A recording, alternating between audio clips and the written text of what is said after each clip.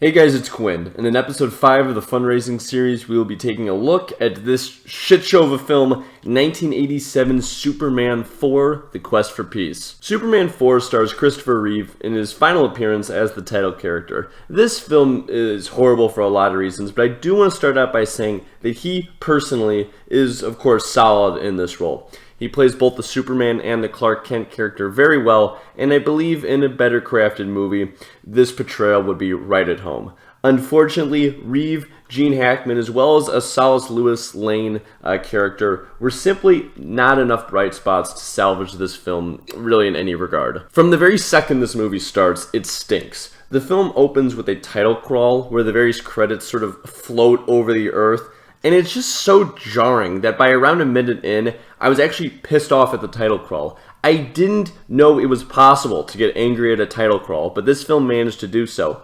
In this sense, the special effects were just consistently awful. I can pick and choose various instances to make this argument, but in a year where Star Wars had already proven multiple times that very realistic effects are doable, to skimp on the effects to the degree that this film did would be laughable if it weren't just sad and lazy. The same can be said for the plot itself. The plot simply doesn't make sense. What it is about is Superman just unilaterally decides to get rid of every nuclear weapon in the world, and Lex Luthor takes advantage of this to create his own Superman, aka Nuclear Man, to fight back against Superman for no clear reason. Now, on its shell, this plot could be fun, but the execution is just mind-boggling. I know it's a comic book movie, but as a guy who personally loves politics, watching Superman just waltz into the United Nations, declare that he no longer likes nukes, and then convinces every country to just go along with it blindly was so out of touch with reality that it was pathetic. It's like a 5-year-old wrote this.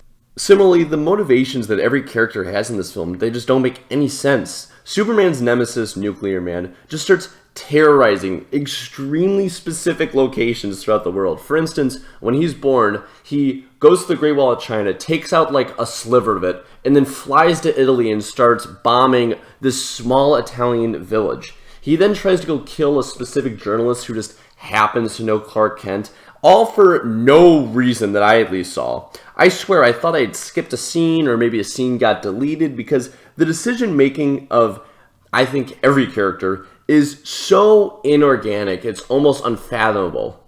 I could go on in many other respects. For instance, around 10% of the entire film is just one scene in an apartment where nothing of note takes place. I've never seen just such a pointless scene take up such a large portion of a film. Indeed, this film is so bad across the board that another Superman film wasn't made for almost 20 years. To my James Bond fans, imagine if License to Kill was so bad that we didn't have another Bond film from 1989 until 2008, and that is the exact equivalent of what we have here. I've had to watch many bad films in this fundraiser series, and this film takes the cake. Special shout out, by the way, to Mark McClure, who plays Lex Luthor's nephew, for being, I think, easily the worst part of this already just atrocious film. This video is sponsored by a resident of the great state of Ohio. This channel is committed to giving every American an equal opportunity in this country, which is why all proceeds will be donated to the NAACP Legal Defense Fund.